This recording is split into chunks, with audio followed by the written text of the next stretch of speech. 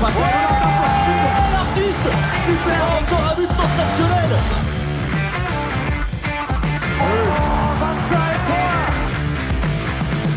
That's a brilliant bit of follow-up play by Mahe. Oh my goodness me, what a shot. Sagosen setter det hen! Han setter den! De er i semifinale igjen!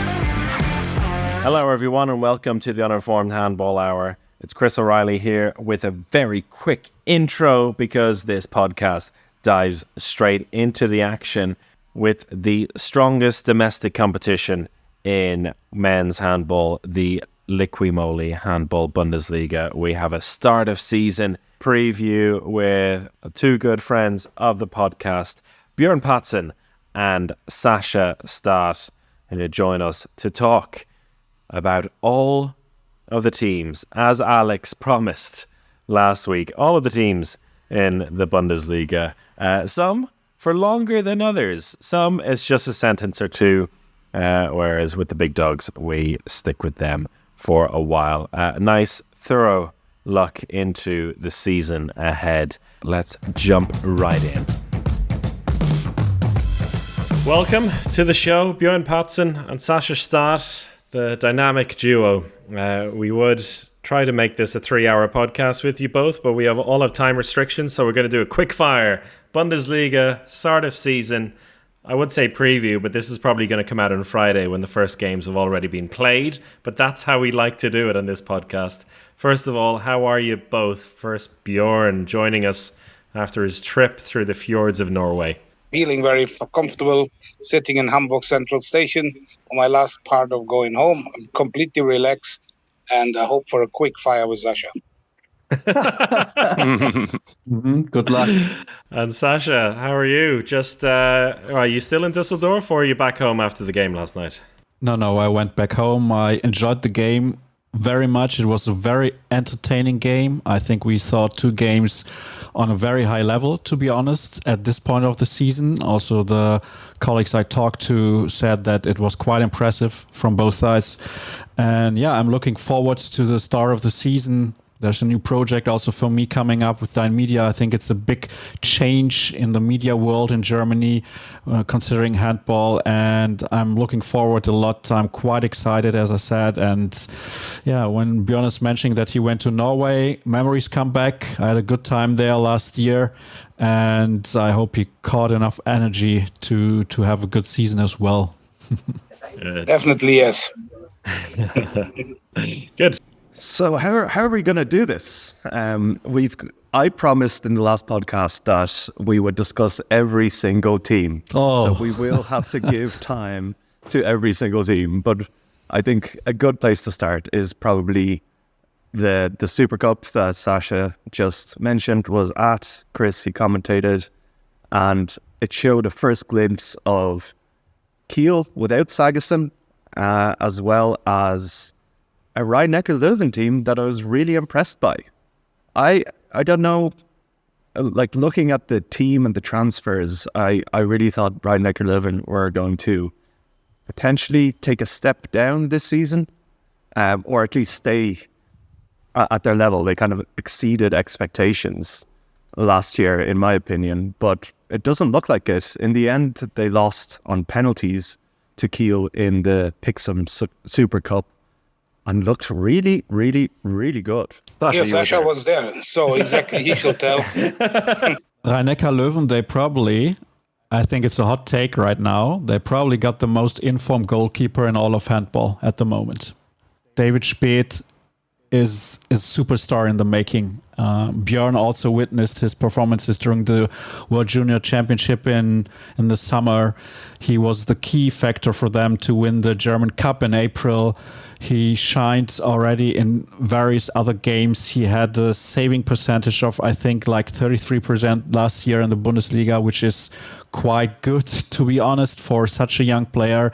He's very calm. He's very mature. I talked to him yesterday after the game, and he said, I don't want to be a one-hit wonder.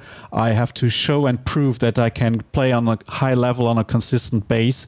And that's quite impressive for such a young person. I mean, he's a young guy. Let's not forget he's not 25, 26, 27 years old.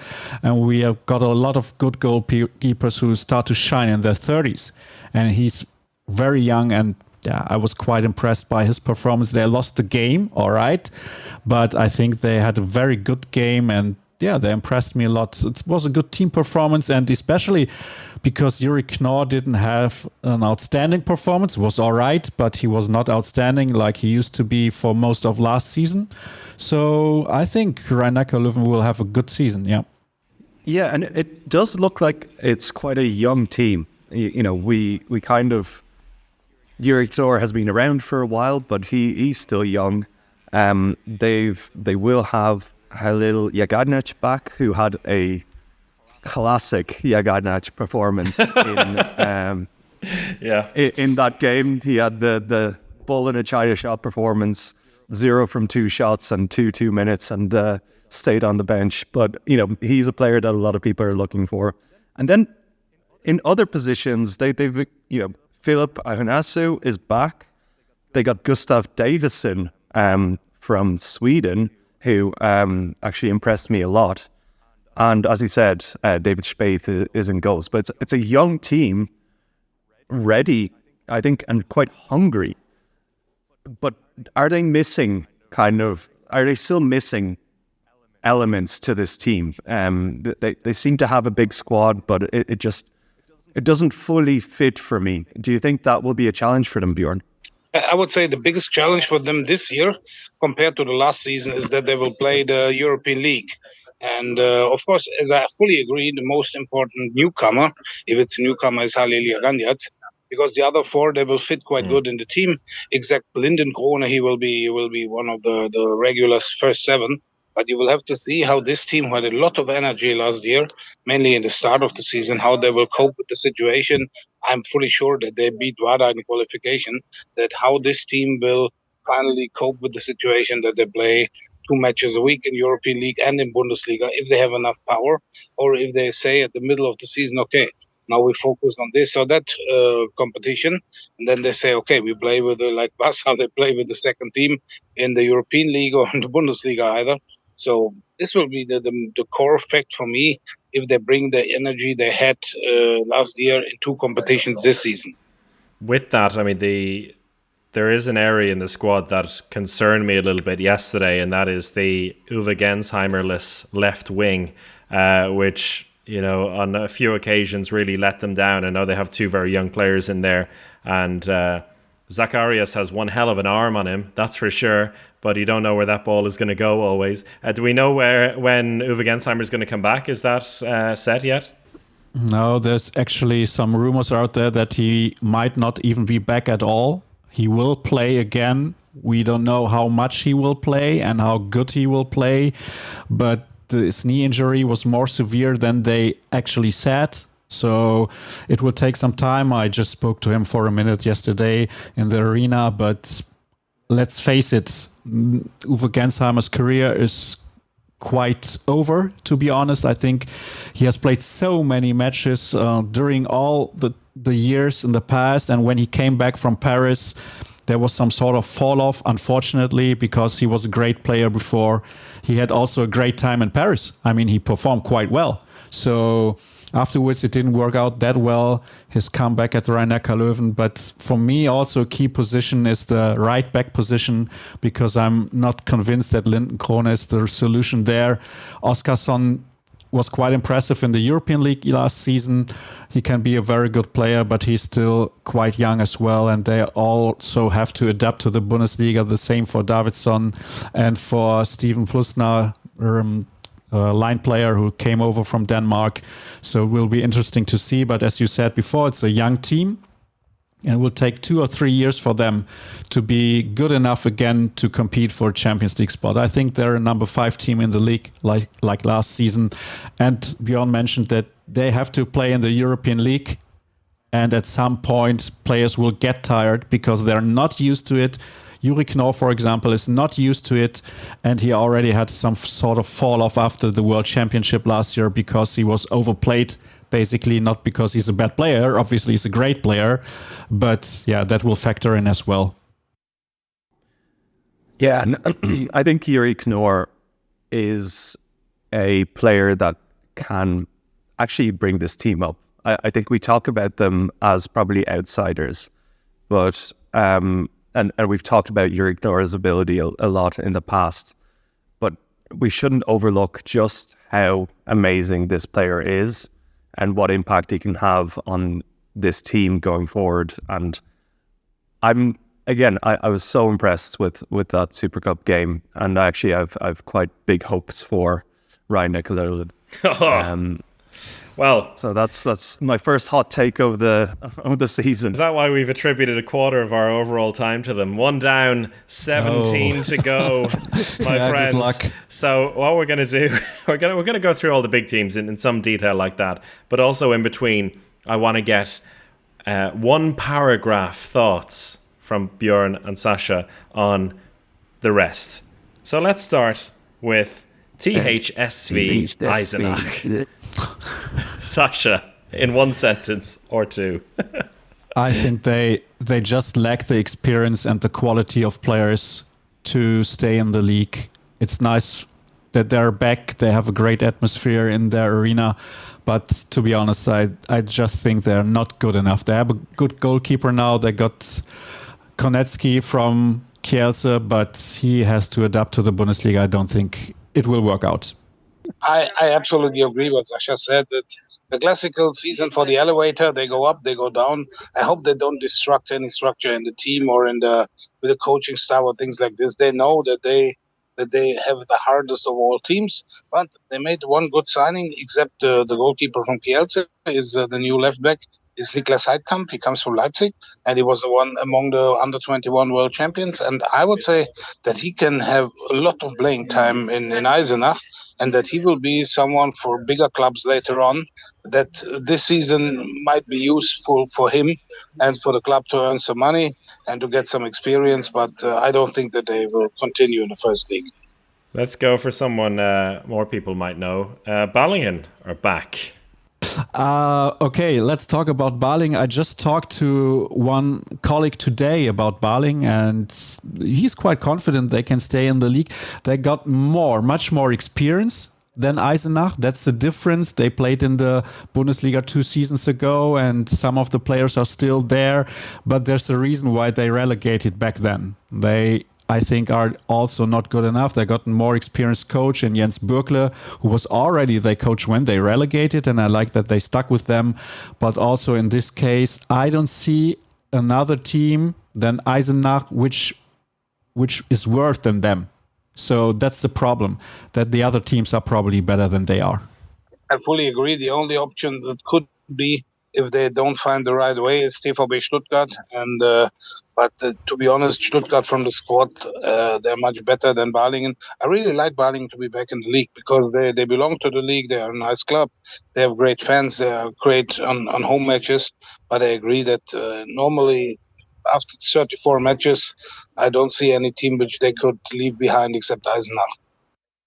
Okay, one more quickfire team before we go on to another big dog, and that's Wetzlar, a team with always they have interesting names in the squad. Whether it ends up in good handball on the court in the end is neither here nor there, it seems, with this club, but definitely a lot of names that people would recognize. Björn, we'll let you go first this time. Okay, Wetzlar is always famous in the last 10-15 years for their brilliant goalkeepers like Andreas Wolf, Till Klimke, and others. So in between, Jose Hombrados was playing for them in Wetzlar. So they have in Jasmin Djandjic, they have a great goalkeeper coach, and I think they had a shaky season last year. The hopes were very high for Voje Horvath that he could change this bad luck that they had and the downswing. But then he signed for Kadetten Schaffhausen, and unfortunately then they fired him immediately in the end. So they managed to remain in the league. And I think that at the end of the next season, they will finish 3-4 spots higher, but not more. If they do, because I'm not sure they will. I saw 2 games of them in the preseason in the arena, and I'm not sure if they're good enough. I don't think that they improved by their new signings, that they can climb like 2 or 3 spots. I don't think that they will fight relegation because Baling and Eisenach are just not good enough, but it will be a hard season for them. They got a new coach, Frank Carstens, who has a lot of experience when it comes to fight against relegation with GWD Minden in the past years. He was there for like 7 or 8 seasons. So I think he will bring in some sort of stability, but they probably won't shine.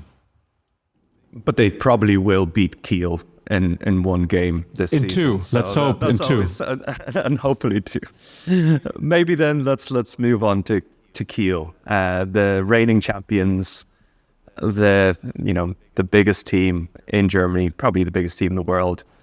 And again, watching that Super Cup, what struck me straight away is that they're just so reliant on backcourt shooting. And we know that this is kind of Yee's style, and they've been playing like this for a while.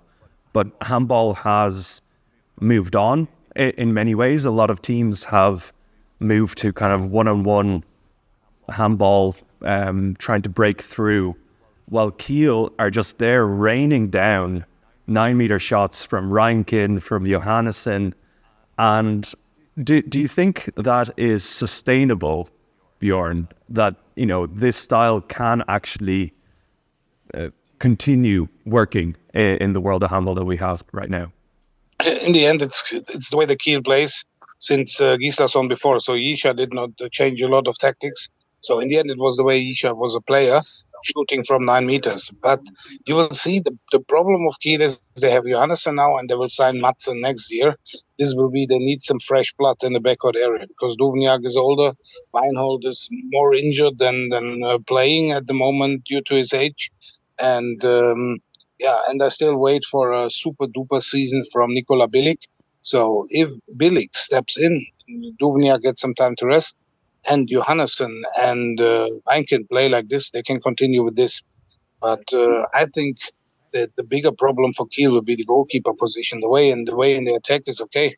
They will always score. When Pekela is back on the line player, then even more from this position, then someday Ekberg will play a better season, I guess, than the previous year. But you have to see what is going on in the goal. Of course, yesterday evening, Mirkwa was a strong goalkeeper.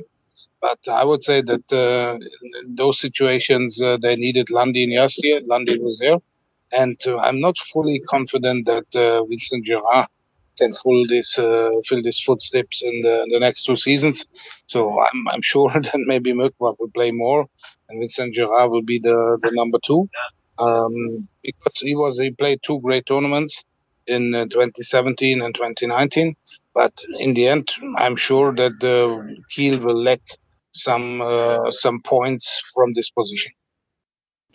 Yeah, and I think with that style, with a lot of backcourt shooting, there's a lot of variability. You will have games where your shooters aren't on, and what Kiel have had in the past is Landin in the back to when those shooters aren't going, they have Landin to step in and steady the ship. And I think without that, there could be a risk of just Kiel completely going off the kilter on some games. So do you think, Sascha, is Landin, was he basically the crucial player last season for Kiel to win the Bundesliga? I think he was, although I think that Harald Reinkind played a key role in their way to win the championship. And also the point is very important that Pekela and Sargosen came back in the second half of the season and they were quite fresh. And the other players had already stepped up and learned to play without them. And when they came back, it was quite a good combination because at the end of the season, they almost didn't lose any games, except for European competition, of course. But I absolutely agree with Björn that the goalkeeping position is the biggest issue for them, because let's say that Tomasz Wörgner is a very, very, very good backup goalkeeper.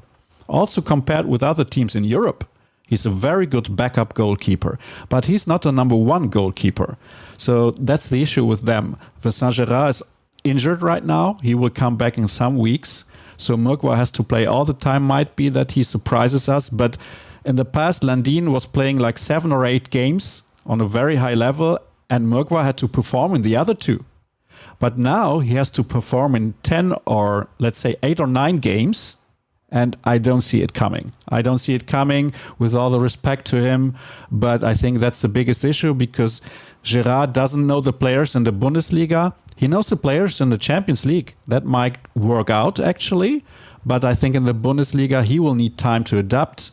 And yeah, he had good tournaments in the past, but not too many. And also, of course, it's a bit unfair. He used to be compared to Thierry Omeyer. Now he's compared to Nicolas Landin all the time. Poor guy. But I don't think they have the quality in the goal to win another championship. I'm going to save that for the end of the season. Oh. More Vincent Gerard doubters. I won't have it. But if you know, on paper, everything you're saying does make a lot of sense. And what you were talking about the backcourt as well, we even saw that last night as well, where for the first 20 minutes, Reinkind, whatever kind of shot he took, Spaeth just was nowhere near it. But then it wasn't happening for him in the second half, and Bilic all of a sudden decided, I can also shoot, and then he started to fly. So we saw like both halves of those players come in at different times, and then players like Valenius and Johansson and Asha to pop up as well. Is the rest of the court enough to make up for the potential deficiency in goal? A simple yes or no. No. Absolutely no. Okay. Wow. Exciting. Wow. Big calls. All right. Before we move on, Chris, I have a question for you, and that is, it's around the skipper. Yes. So he played his first competitive game for Kiel last night, and that performance worried me. I'm not going to lie, because it wasn't due to his ability, I think, but it's the way he was used. For me, he was kind of used like Zarabets was used for Kiel last season. Just move the ball, run very quickly. And my question is, do you think that is actually an effective way of using such a skilled player like Elias? I don't think so, but I'm not sure that's the long-term plan for him. I reckon there's still a little bit of like getting to know you going on there. I mean, I heard for the first time ever Philip Ika use some English in a timeout yesterday. You know, I think there's a little bit of integration still needed for Elias. There was a lot of chat between the two of them on the bench as well. And I think in that second half, when things were super tight, he just went with what he knew, which was Nikola Bilic in there. And I think that's totally understandable. I would say Elias is a player who needs to play from the start in games to really have his impact. When he came on, he scored 2 from 3, and he took a penalty, which I thought was a real statement of intent from him as well, to be saying, I'm going to be one of the 5 penalty takers here. I think it's early stages in that relationship. He probably won't be used as he needs to be used in the league for a while. He might be let loose in the Champions League, and that's where we'll get to see him kind of come into the role. So I'm not worried too much about that. He's only 21. I talked to him after the game, and I asked him, what's the biggest challenge ahead for you? And he said the language. So that's an issue right now. Okay, but let's see what will happen in 6 months. He might be already fluent in German, because I think he seems to be a very smart guy. So I think he will be fine. It will take time, though, and maybe some tactical adjustments from Philipp Ischa. I am worried. I am worried that if we're expecting tactical adjustments from Philipp Ischa, I'm not sure we'll get them. Alex. That's a hot take right now. That's a hot take. This is Alex's constant hot take. He just doesn't trust Philipp Ischa. But anyway, that's for another day. Björn, you were going to say? I was just saying, Philipp Ischa at the season presentation, he said, Skippy is a genius, but even genius need to fill the positions or fill the roles in my tactic. So I will have to press him in the tactic, and then he can be genius. Okay, there you go. Well, let's see how that relationship blossoms. Three more quick fire ones. Stuttgart. Sascha. Stuttgart, a lot of experience, lots of experience. They got Kai Hifner, which for them is some kind of superstar signing. I think he's the reason, or he will be the reason why they won't be fighting relegation. I think that he's just a difference maker for them. I don't like the approach too much that they put so much into experienced players. But yeah, I don't know what kind of team and club it will be in 2 or 3 years. But right now, I think they're safe. Okay. It's very easy to say Hefner will lift them exactly one position ahead of Wetzlar. Very good. And Hefner will secure his spot in the national team for the home Euro by getting more playing time than in Melsungen. Interesting. Player I really look forward to seeing more of, Egon Hanners. He was very impressive at the World Championship in January. And he is a young player, 25 still. Frischoff Göppingen, Björn. Frischoff Göppingen has a brilliant coach. I really like the way Markus Bauer is coaching a team. You have to see that they have a crazy structure in the team. They have this Balkan group. They have some Germans. They have some Scandinavians. Then they had this second signing last season by Blas Blagotinček. It didn't work at the start. Then Markus Bauer came. So I would say Göppingen can or will definitely be a team among the top 10 next season, because they will not play that weak as they played in the first quarter or half of the season before in the last season. I'm shocked. Because I would just say one player, Jaka Malus. He will take a lot of experience. He will take a lot of responsibility in attack. And young Slovenian playmakers, we have them like sand in the desert. What are you shocked by, Sascha? Yeah, the statements. I think this roster is quite overrated, to be honest. I was not surprised that they played the way they played last season.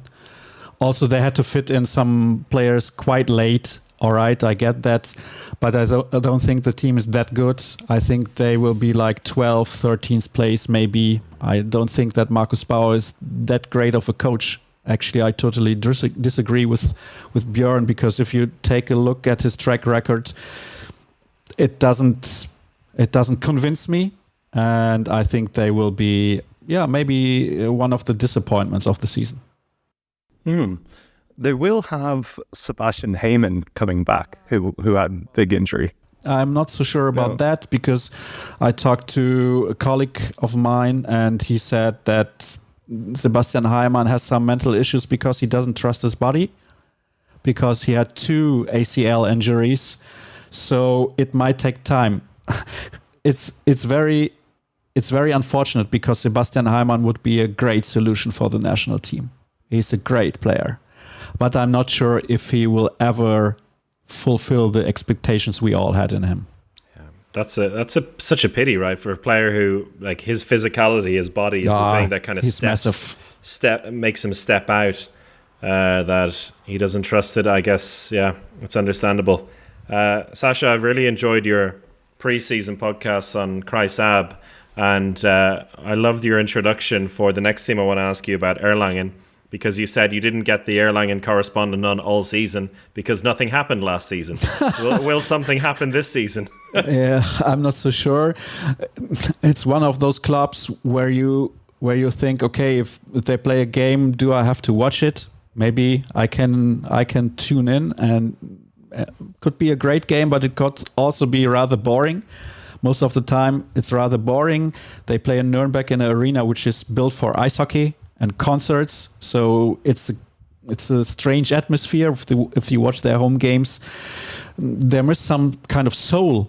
This club misses a lot. It misses a soul, let's say. And I know that Raúl Alonso wanted to stay the head coach. They made some public statements that he wanted to step back because he's also the sporting director, but that's not really the truth. And Olafur Stefansson didn't want to stay because he expected to be the head coach when Raúl Alonso officially stepped down. Now they got Hartmut Meyerhofer, a very experienced coach. I think he will do just fine. But it's another team like Göppingen, 12th to 14th. The point with the soul, Sascha is right. And I really hope that the Dine will send him for 12 home matches of Erlangen to find the soul in this arena. And no, but I thought that in the combination of Raul Alonso and Olafur Stefansson, they might get some soul. Now both are gone more or less. Stefansson is gone completely, and Raul Alonso is only sporting director. So in this club, they have some good players, and I really don't know what I should say from Hartmut Meyerhofer. He was coaching Göppingen before, and yeah, he was good, he was bad. So what I agree with Sascha is that they're among the same level like Stuttgart and Wetzlar at the end of the season. Alex, which big dog do we go to next? I think we should go to the Champions League champions, Magdeburg. It's a team that lost the two key players, I think, for this season that basically got them that Champions League final win. The right back Kai Smits going to Flensburg, as well as Gisli Christiansen playing through shoulder dislocation, which means he's probably out for most of the season. And despite very strong team that they have, I'm worried that those two players were just so crucial in last season and the way they played that it'll be very difficult for them to replicate the same form that they had, especially for a full season that's ahead of them, both Champions League and the league. So, Sascha, do you think that the signings that they made, being Felix Klar, Janus Smarson, are good enough to kind of step into the gaps left by those two players that are injured? Well, actually, you mentioned that they lost Kai Smits. That's probably a key loss for them as well, because he was, well, putting on a show for half a season. Really amazing. But I have a question for you. Did you ever think that they could even make the Champions League Final Four with their MVP, Omar Ingi Magnusson, injured? I don't think so. Did you think after the semi-final that they had even the slightest chance without Gisli Christiansson to win the final? I don't think so. In the end, he played and he was MVP of the fucking tournament. Incredible. I don't know how he did it. Okay, he's out for a month now, all right, but he will be back. And I think he can be back in time for them to win the league again. Magnusson will be back rather soon, I think. They got Albin Lagergren. He knows the coach Bennett Wiegert and his system. So I think they will be just fine. I'm just curious to see how Felix Klar will fit in, but he's a very smart player. Smarason, that will work out because all the Icelandic playmakers play the same kind of handball except for Aron Palmason. So I think that will work out. I'm confident they will have a great season. I think they upgraded in goal. So I think they will be just fine. And they have really what we call the heart of a champion. You can never underestimate them. And if Magnusson wasn't out last season, they would also win the league. So that's how good they are. And Björn, how much do you put down the success of Magdeburg to their coach, Bennett Wiegert? Because it seems like he is the core of the team, and he has really built a robust system that works. He's a complete handball fanatic.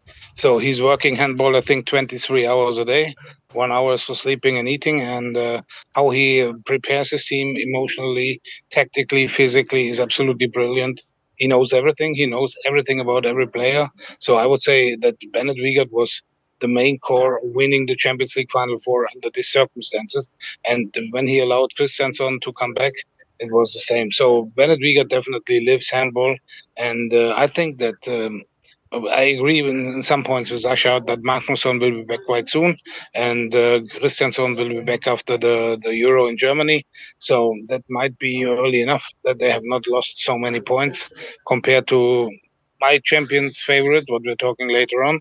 But I'm sure that Magdeburg play a great role in the league. And but I disagree with what Sascha said about the goalkeepers. Hernandez had made some great games, mainly against Magdeburg in the HF European League final in 2022 in Lisbon.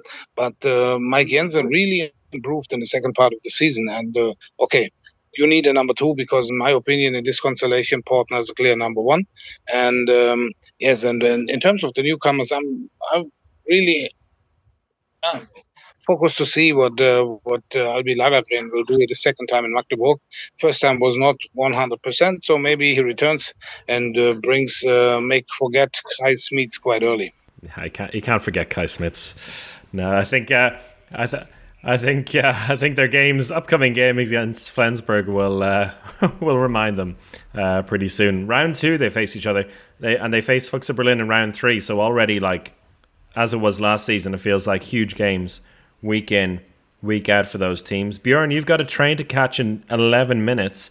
So maybe we go for the other 2 big dogs first.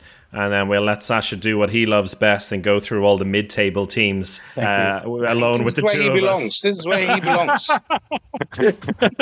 That's harsh. But okay, let's go for Berlin next. And we'll let you go first, Sascha. I think they really, really wanted to get Simon Pitlick and they didn't get him. So that's the main issue. They don't have a world-class player on the left side of the court. They don't have it on the wing. They don't have it as a playmaker. They don't have it on the left back position. They miss a world-class player on this position. Lasse Andersson is a good player, but I don't consider him world-class. They lost Jakob Holm, and they don't have a world-class playmaker. They can put Fabian Wieder on that position. Dejan Milosavljev can have some great games. Like also he can get on a hot streak, but although I'm a fan of him, he didn't convince me yet during his time in Berlin. So I got some question marks, and I think in the second half of the season, Matthias Gissel, he saw that it's a difference playing in the Bundesliga compared to the Danish league. He came also back from the World Championship where he got a lot of playing time from Nikolaj Jakobsen. I don't think they were too happy about that in Berlin, but I think they're on the same level as last season. And if you stay on the same level, it's usually a problem. So I think they will probably be number 4 in the league. That's my call. Okay, then I bet with Berlin will at least become 3rd in the league, because I see that on the wing positions with Jerry Tolbrink and Hakun Aftaigun, West Taigun, they have 2 absolutely interesting newcomers. And if they do what they announce is give Niels Lichtlein the playing time that Jakob Holm had, and I'm convinced that this guy goes through like a warm knife through the butter, because he has nothing to lose. He was the MVP of the under-21. Everybody said, okay, he will stay in Potsdam more or less. But now, what I read between the lines, they throw him into the water. And I agree with Dejan Milosavljev, but maybe he's a good season, then Berlin can afford something. And on the left back, I know that they were also trying to get this Costa from Sporting Lisbon, which they only could sign together with his father and the brother and maybe 5 uncles. But and this was a huge package that they did not want to get. And so I'm sure Berlin is not weaker than last year. And as Kiel, in my opinion, is weaker than last year, then Füchse can finish 3rd, and depending on how much power Magdeburg leaves in the Champions League, they can even become 2nd. And that's the last thing. If they did get Costa, they need to bring in another right back, which they really don't need. I have a feeling with this team we're going to see 3 left-handers in the backcourt at some point. Giesel at left back, Lichtlein in the centre, and Vida at right back. It'll happen at some point, I promise. Definitely, yes. Absolutely okay. And hey, yeah, I mean, Hans Lindberg on the left wing, why not? All right. So, that leaves, I know you want to talk about your title favourites, and it can only be SG Flensburg Handewitt. It's not Bergische HC, no. Melsungen? No, for me, a lot of people say, okay, it must be Flensburg. And some others say no, like Gislason or other experts. In my opinion, this is the best squad Flensburg ever had in the whole club history. There was no Flensburg squad better than, even not in 2014 when they won the Champions League, or the 2 times they won or 3 times they won the title. So with this team, and a very ambitious coach and an ambitious sports director with Lubomir Vranjes, you have to win something. You have, at the end, you have to win the European League and the German Championship with a team like this. You have Püttlik and Jürgensen, you have Kai Smits, you have Blagotinček. So what else do you need in a team which was quite strong before? And everybody said, yes, Simon Hald is going to Aalborg, and two other Danish players leave to GOG, but the package what we have from the newcomers is outstanding, and I really see it will fit. It will fit because I'm sure that the combination of Krikau and Franjes will work, and I'm sure that this Danish, I would say the Danish language in this team or the Danish structure will also work, and I'm sure they will become German champions this season. There you go. What a way to leave, Björn. Thank you so much. We'll keep on going with Sascha and Alex, but Björn, enjoy your journey home, and we'll talk to you again soon. And don't forget to make the same round, 3 or 4 rounds before the end, to check if Bergische HC is still on top. Bye. Thanks, Björn. Ciao.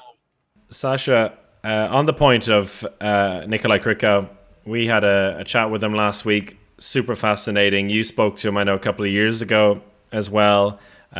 Brilliant character, speaks really well, seems to have his feet on the ground. Björn says that everything is in place for it to work for him. Do you agree?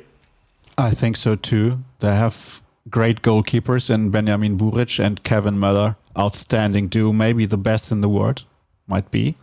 Yeah. I think they have a great left wing in Emil Jakobsen, who could be even better than he was in his first year in Germany, because I think there's still some room for improvement. They got Gottfridsson as a playmaker, who's probably the most efficient shooting playmaker. And well, he's not a shooter, but his shooting efficiency is like 90%. It's outstanding. He hardly makes any mistakes. But I think the key issue for them is, can they have a good defense? Because Nikolai Krikau is a coach who loves offense. He loves speed. And I think he's a great coach, and he will be a great coach for years to come. I can see him stay in Flensburg for 10 years. He's that good of a coach. And what I saw from GOG was they were playing great in the Champions League. They had the Champions League MVP, but they also conceded like 35 goals every game. So that's the biggest issue for them. Blaž Blagotinček is Champions League experienced, but he's also experienced to sit on the bench because he concedes too many penalties. So that's the problem with them. If you isolate Blagotinček, that's a problem. And Simon Hald, he's also not the most mobile line player in the world, but he got used to play with the other players in the Flensburg system. And I think they will miss Magnus Röth, because Magnus Röth is a great player. I think he's really, really outstanding, although he was injured a lot of times, unfortunately. Otherwise, he would be a top 3 right back in the world. But that's my issue with them. Can they play defense? That's the only question mark I have. And maybe the right wing position, Johan Hansen didn't convince me too much so far in his time in Flensburg, but they have a great team, that's for sure. They have a great, great team. And it will be so enjoyable to watch. I think they have the best 3-man backcourt in the world. Püttlik, Champions League MVP, Gottfridsson, Euro MVP, and Kai Smits. Man, his last 6 months, so good. That will be incredible to watch. And they have Johannes Goller on the line, Jürgensen on the line. It's massive. Yeah. Nikolai Krikau, when he spoke to us, he did mention that it's still a lot of new players. So, most players, both in attack and defense, will have a new player beside them, someone they don't know. And I think in defense, as you've highlighted, that makes more of an impact. I think offensively, you can just get away with pure talent, and they have plenty of that. But defensively, it takes work to build those relationships, to build that important center block, and to build the coordination that is required at the highest level of handball these days. And that's something where you also mentioned that, it's not necessarily Nikolai Krikau's strength. So not only do they have to figure out the new players, but they also have to figure out a defensive system that works for them. So it will be interesting to see if they have enough firepower to get past that, at least at the start. But I will ask you about Simon Pütlik. So he is, of course, one of the greatest talents at handball. He made this big move to Flensburg.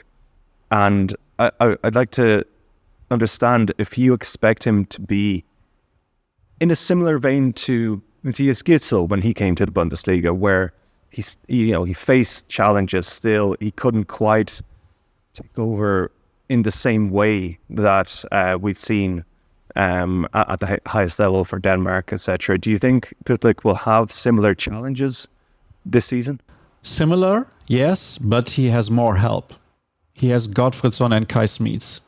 And Gitzel had Jakob Holm and Lasse Andersson. With all respect to those players, the great players. They are part of the Danish national team, and every player who's part of the Danish national team has to be a very, very good player. But he has more help.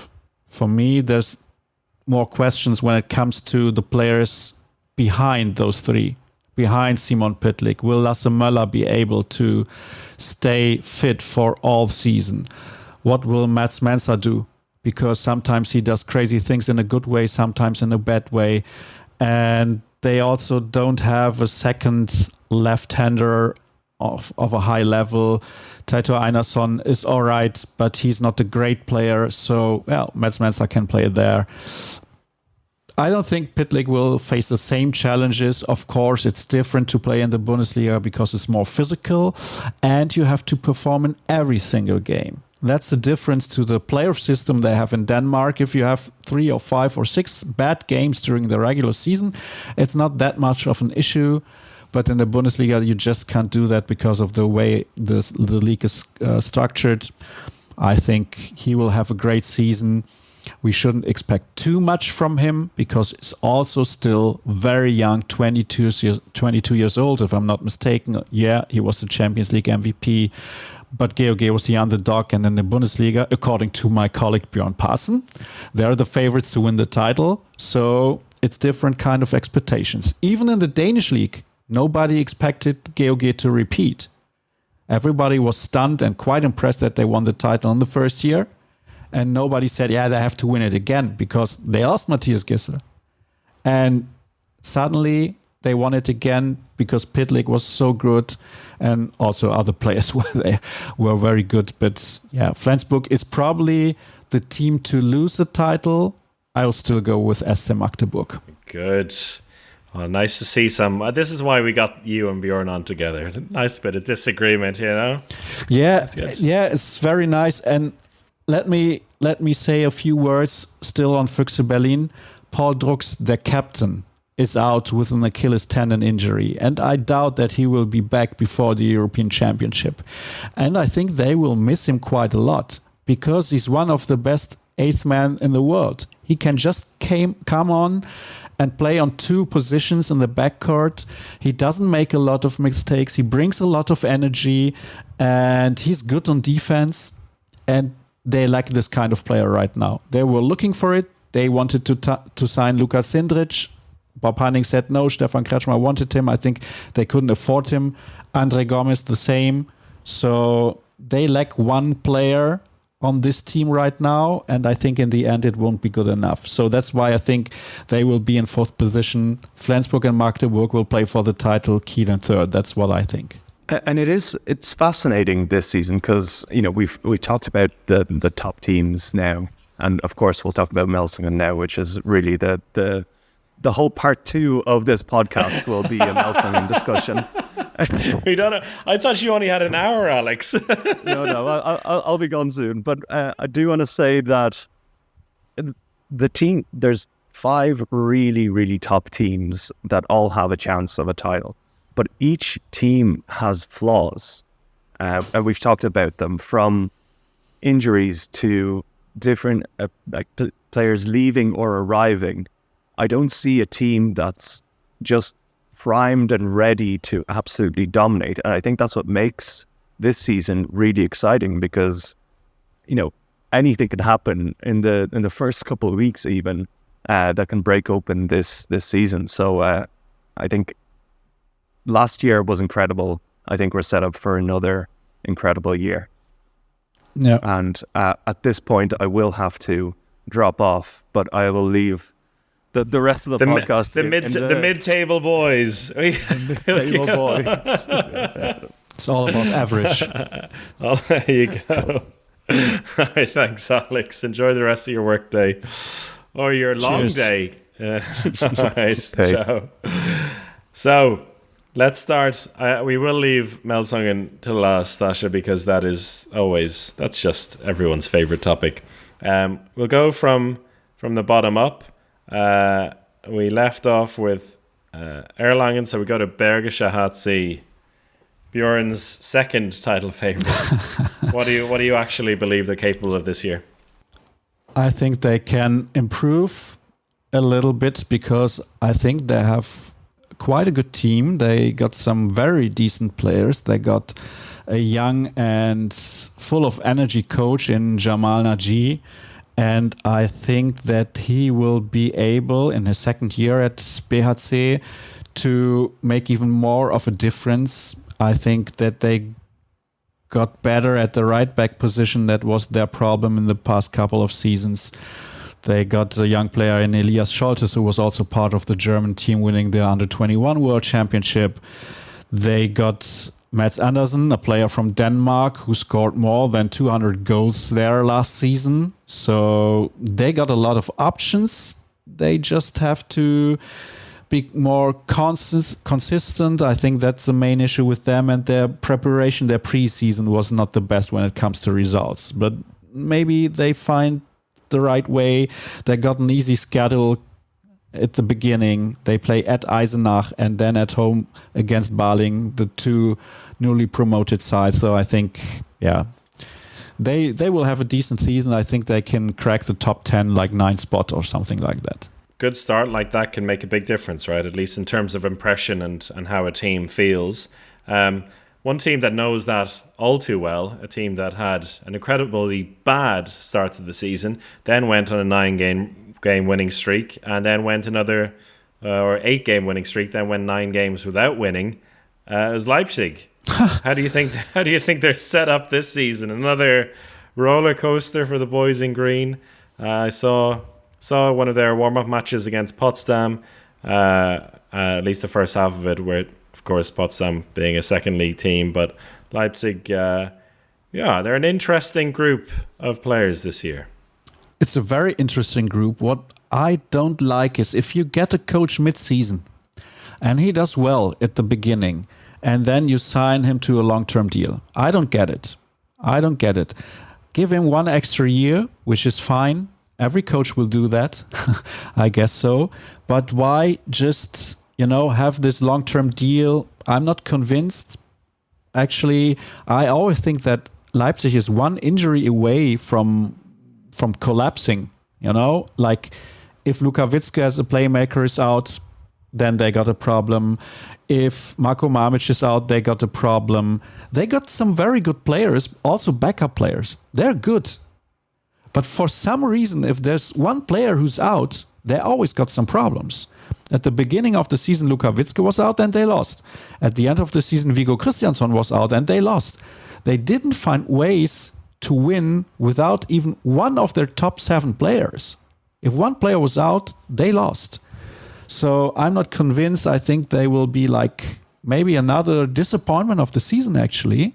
And I'm quite interested to see what they will do when, like, by December, they're not in a good position. I'm not convinced, to be honest. Also, they've signed the coach's son as well, and he looked pretty good from what I saw. He's very young, though, Andri Runarsson, I think just 20 years of age. Their goalkeeper pair is quite exciting for me, though. Oh, yeah. Severas and Domenico Ebner. Yeah, Ebner is new. He had good save percentages in Hanover. He's a heck of a guy, very nice guy. And that will work out. Yeah, maybe the goalkeeping position is their best position, actually. And if it works out with the goalkeepers, then they can run. But they're not really a running team. It's interesting because they got an Icelandic coach, so they should be in a running team, but for some reason they're not. So let's see. I'm not convinced. I know I repeat myself, but yeah, I don't know. It's just my gut feeling. That's that's why we have you in here. You've had an insight as well from all the local correspondents for Kreisab as well. If I just take in all the opinions of my local reporters, then nobody's going to relegate. No, they're all going to be in a European place. yeah, almost. Gummersbach, where are they going to be this season? Interesting team. They improved their roster again. Julian Köster signed a contract extension through 26, although I don't think he will stay there until 26. But it will push them. They got another season ticket record.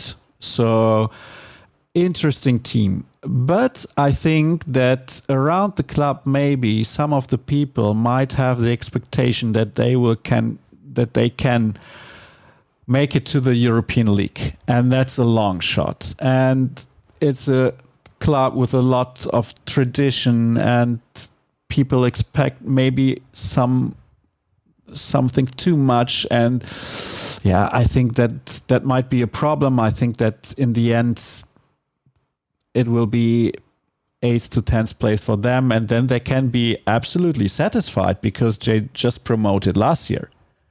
But it's a very, very good team. It's an entertaining team to watch. Sigurdsson, interesting young coach. Well, not that young anymore, but still interesting coach. And he won Coach of the Year in the second league last year, Coach of the Year in the first league. Let's see what he can do with his guys the next season. Yeah, and he'll bring a left winger under his belt who, when you speak of entertaining, well, for good or bad reasons, always seems to have some kind of entertainment in Milos Vujovic. It'll be interesting to see how he fits in with them. And another signing, which I think I'm excited to see, Georgia's Georgi Chkovrabadze, who joined from Fadi, and who Alex and I, our best memory of him, we played against him in Georgia a few years ago, and one afternoon in the team hotel, we walked down to get a coffee, and there was Georgie in the common area with a big screen, all on his own, watching his own YouTube highlights. So he does enjoy watching himself. Yeah. Are you re-listening your podcasts? I'm not re-listening to them. Okay. No. Editing them is enough. Hearing myself once, I think you know yourself. Yeah. But yeah, interesting to see how they get on this year. Lemgo. I was quite impressed by the end of the season of the run Lemgo had, because they lost their two key players, Jonathan Karlsburgert and Bjarki Maedesson last summer, and Florian Kerman was doing a heck of a job making sure that they don't fight relegation, that they have a calm season, no problems, no real big issues. I think he will do a good job again. That's a really interesting team. I think, it's interesting because we have so many teams. We will talk also, I think Hannover and Melsungen are the two teams left we need to talk about. Hannover, Melsungen, Bergischer HC, Stuttgart, Göppingen, Wetzlar, Erlangen, you name them. All of them can beat any of the other teams any given day. You can put them in one pot and you can draw and you don't know what you get. That's what makes the Bundesliga so exciting to watch. And it's good handball also. But that's why it's very hard to have a good prediction, because it's for all of those teams, one or two injuries can make the difference. Okay, that's the same for all the teams. But when you're like a team which can finish 6th or 14th because you miss one player, like Stefan Chavor was out for Wetzlar last season, and it made all the difference in the world for them. They lost Ole Vossel-Schäfer to Rhein-Neckar-Löwen, of course, but their most important shooter from the backcourt was out all season, and they couldn't just find a way to replace him. So Lemgo, very good team. Gummersbach, is like on the same level. Hannover and Melsungen, the two teams we still need to talk about, are also on this level. 6 to 10s, everything can happen with those teams. There's one more team besides those two, Hamburg. Oh yeah. That's another team like them. It's another team like them. It's really interesting. They got Danny Bynes, very good player. Watch out for Jakob Lassen, the right back from Denmark. He had a very good season last year. He was injured for some weeks, but very good player. So I think this will be very interesting. The first games tonight will be Flensburg against Hamburg. You said at the beginning of the show that you might air on Friday. So we have already seen what they can do. Hamburg at Flensburg, very, very difficult for them to start the season. But I think it's another very interesting team. I think Hamburg starts with 3 away games. I'm not sure about that, but that's a tough schedule. So they might start with 3 losses and still perform quite well. That's the interesting part of it. Yeah, Hamburg with Kaspar Mortensen, Johannes Bitter, they have some experienced players. Leif Tissier, small playmaker, very interesting player to watch alongside Danny Bynes. Yeah, I like this team. And a team that also from hearing you speak to the reporter for Hamburg, it's a team that seemed to want some consistency now. Like even speaking about it, hey, if they finish 8th this season as opposed to 7th last season, absolutely fine. Yeah, it's absolutely fine. And that goes into what you're saying there, that 1 or 2 missing players or a bad streak is the difference between 6th and 14th, which is really incredible and just so exciting as well. Hanover, they were the team that finished top, the best of the rest last year in 6th place. What can we expect from them? Any chance that they can do something to break into the top 5? I don't think so, because when you look at their history, every time they finished like 4th, 6th, 7th, 8th, the next season was a bad season. So for them, it's important to make the top 10 again. And I guess so, they play against Staat, that they will qualify for the group stage of the European League. They got a lot of young players like Renas Urschins, the right back from the under-21 team. Justus Fischer, line player from the under-21 team. Very good players. I think Christian Prokop is doing a heck of a job there because he really knows how to work at such places. When he was at Leipzig, that was a very good spot for him. He can work in the shadow, let's say. He can do the same now at Hanover. It's interesting because they gave away 4 German players and they got 4 foreigners, which is quite unusual for them. They have to fit in. I think they got a very good new goalkeeper in Simon Garde from Aalborg, but it's his first year in the league, so he will have to adapt. But I think interesting team, good to watch, and I think they will finish 6th to 10th again. I think I'm quite convinced by them, especially by their young players. The final piece of the puzzle, the enigma of the Handball Bundesliga, MT Melsungen. What might 2023-24 bring us, and what will they get from it? I think they will improve. I'm quite sure they will improve because Dinis Christopans, although he's I think 34 years old or 33 years old, right? Only 32. Only 32. He turns 33 in a month, so you're basically right. You're right, 33. Yeah. So I think he's still a very good player. They don't play European competition, though. That means they can focus on the Bundesliga. They have 1 week to prepare every single game. They got a great wide ring in Timo Kastening. They got decent goalkeepers. They got good line players. They're huge, and they're huge. They got really, really big players. They've got Adrian Schiposch. Yeah, it's your man. It's your man. They got Schiposch. They got Rogerio Moraes. They got some really big players. And if you look just into 2 to 5 positions on defense, the center positions, it's hard to crack them. It will be really hard to crack them. But I don't know, and maybe that's the biggest issue with them also in the past 2 or 3 years, if their style of play is fitting the Bundesliga. So I don't think it's about the quality of the single player on their roster, but the style of players, do they fit into the Bundesliga? And Roberto Parrondo, he has won the Champions League and he has also done a great job with the Egyptian national team. But his tactics are so different from the rest of the league. I don't know if it can work out. I think there's a chance it can work out, but I'm not absolutely sure. I would say that they will improve because the players are just too good to be 9th or 10th again. And I predict them, I predict them to finish 6th and make the European League. Because Hanover, if they play the group stage, they might fall off a little bit. Hamburg can also be 6th. Gummersbach can also be 6th. Lemgo also. Yeah. It's very entertaining, you said before. It's so interesting. We are all very excited. At Melsungen, there's some pressure now because it's the second full season for Roberto Parrondo. Now he has to deliver.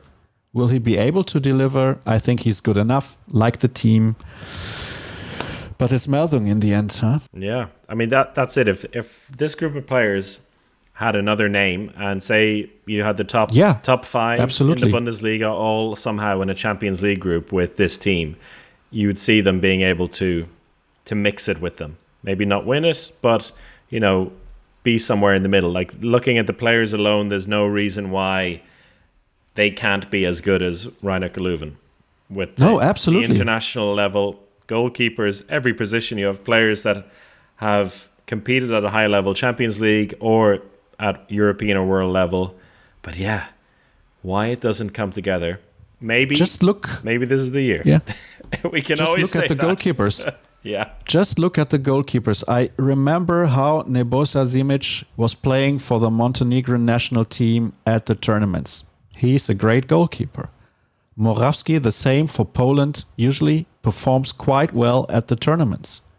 So they got Carsten Lichtlein now as a goalkeeper coach. And I talked to him yesterday after the Super Cup.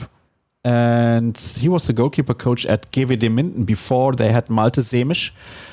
And Malte Semic didn't do well. Then Carsten Lichtlein came there. He coached them. He was also still playing, but he coached them. And Semic improved a lot. Last year, Lichtlein left. And Semic didn't play as well anymore. So I think Lichtlein can really have another impact on Simic and Morawski this season.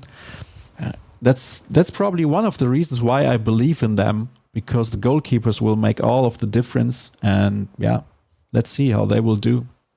Yeah, only time will tell. And we're going to learn a lot more already in the next few weeks. But and I'm sure at some point we'll pop in with you and Björn and have a chat about how it's all going. But until then, Sascha, thank you so much for your time. As always, a pleasure Thanks for having me. about it. And enjoy the start of the season. What's your first task with Dine this season? I will be in Gummersbach on Sunday for a wide open game against Lemgo. Oh, yes. Very good. A real mid-table battle, just as you hope for. So hopefully that lives up to expectation, and we'll talk to you again so soon. Thank you, Sascha. Thanks for having me. Thank you to Sascha and to Björn and to Alex, who had to duck out right before the end, catching a plane to Copenhagen. Hope you enjoyed that preview as much as we did, and stick around with us for a lot more to come in the next couple of weeks. We've got big overviews of the transfers from the summer in both the men's and women's side, and then before you know it, the Champions League will be on our doorstep, and we'll dive into that as well. But until then, goodbye.